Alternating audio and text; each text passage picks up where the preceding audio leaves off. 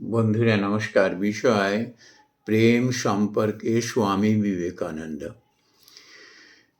আমরা স্বামী বিবেকানন্দের বাণী রচনাতে প্রেম সম্পর্কে স্বামী বিবেকানন্দ যে অভিমত ব্যক্ত করেছেন সেটি শেয়ার করতে এই ভিডিওটি। তো এক বনে এক রাজার সঙ্গে জনৈক সাধুর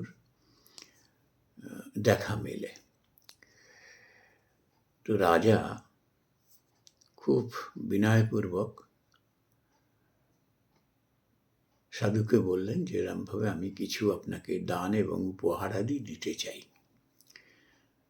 তো সেটি শুনে সেই সাধু তা নিতে অস্বীকার করেন এবং বলেন যে আমার তো কোনো জিনিসের অভাব নেই, এই প্রকৃতিতে দেখো কিরকম ফল ফলাদি ফুলে রয়েছে, আমি তাতেই তৃপ্ত।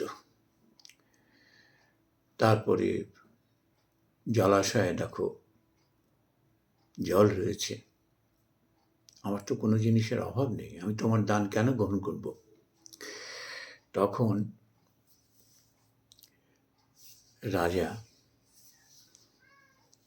তাকে নিবেদন করলেন এরকম যে আপনি যদি আমার দান গ্রহণ করেন আমি পবিত্র হই এবং মনে খুব আনন্দ লাভ করি। এই কথা শোনার পরে তখন সেই সাধু রাজি হলেন এবং রাজা তাকে তখন তার রাজপ্রাসাদে নিয়ে এলেন। রাজা বললেন যে আপনি একটু অপেক্ষা করুন, আমি আমার প্রার্থনাদি সেরে আসছি। এই বলে তিনি একটা কোণে গিয়ে ভগবানের কাছে প্রার্থনা করছেন, আর সেটি সেই সাধু শুনতে পাচ্ছেন। রাজা তখন সেই ভগবানের কাছে, প্রভুর কাছে প্রার্থনা করছেন, আমাকে আরও ধন দৌলত দাও, আরও আমাকে সন্তান দাও, আমি যেন আরও রাজ্য লাভ করতে পারি। এই কথা শুনে সাধু তখন তার প্রাসাদ ত্যাগ করে যাচ্ছেন। তো পিছন পিছন তখন রাজা ছুটে গিয়ে বললেন, আপনি চলে যাচ্ছেন কেন? তখন সাধু বললেন যে তুমি আমাকে কি দান করবে?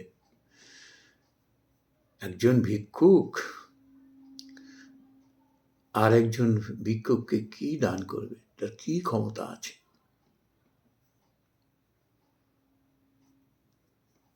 বন্ধুরা,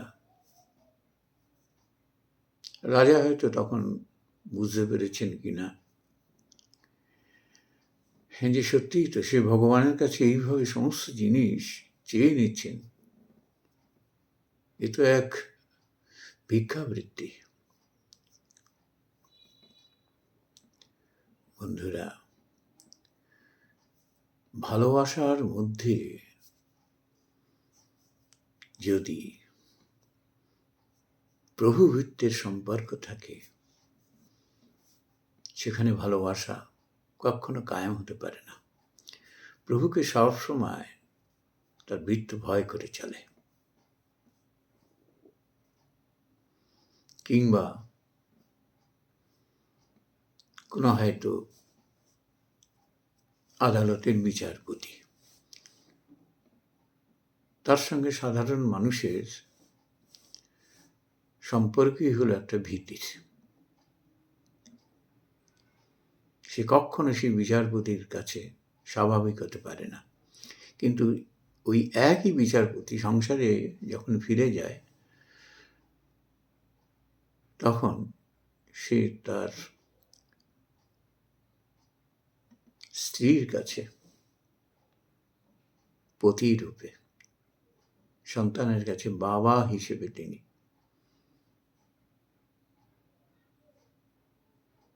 তাদের মধ্যে যে পারস্পরিক প্রেমের সম্পর্ক, সেখানে কোনো ভয়ভীতির কোনো ব্যাপার নেই।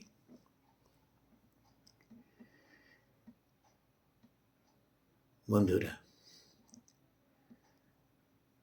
যেখানে দুটি সম্পর্কের মধ্যে চাওয়া পাওয়া রয়েছে ভয় ভীতির সম্পর্ক, সেটা ভালোবাসা নয়। এরপরে তিনি ঠিক তৃতীয় পর্যায়ের প্রেম কি? প্রেম হলো নিঃস্বার্থ ভালোবাসা,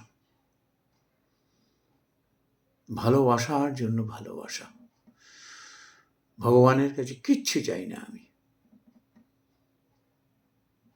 তাকে ভালোবাসতে ইচ্ছে করছে তাই তাকে ভালোবাসি। কিসের চাওয়া পাওয়া? আমার কি দরকার?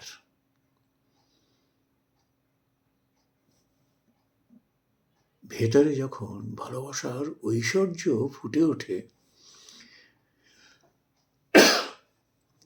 স্বামী বিবেকানন্দ আরো উল্লেখ করছেন যে হয়তো দেখা গেল একজন পরমা সুন্দরী নারী পতিরূপে যাকে গ্রহণ করেছে সে একেবারেই কুৎসিত।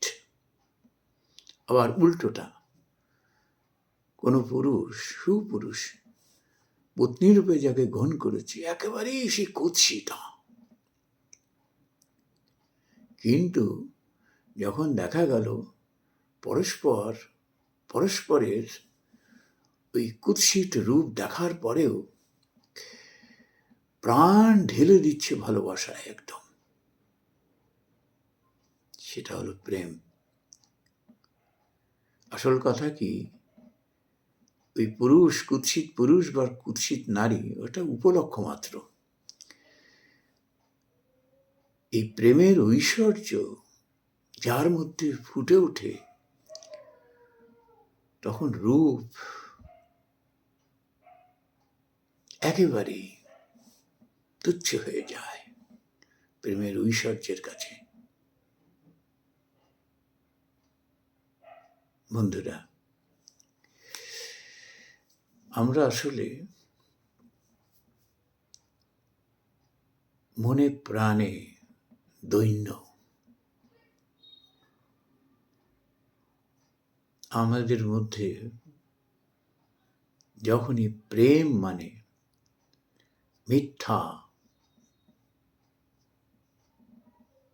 ঢং, ভড়ং এইসব যখন আশ্রয় নেয়, তখন আমাদের মনের মধ্যে সুখ আসে না। যেখানে সুখ নেই সেখানে শান্তি কি করে আসবে?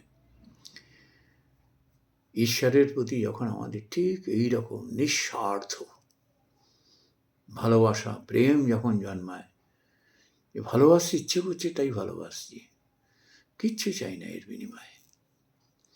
তেমনি আমাদের পার্থিব জগতে যখন একে আমরা অন্যকে ঠিক এরকম নিঃস্বার্থ ভালোবাসতে পারবো, প্রেমের সেই ঐশ্বর্য দিয়ে, তখন সেই মানুষের মতো রাজার রাজা, সুখীতম মানুষ আর কেউ হতে পারে না, কেউ হতে পারে না। নমস্কার বন্ধুরা।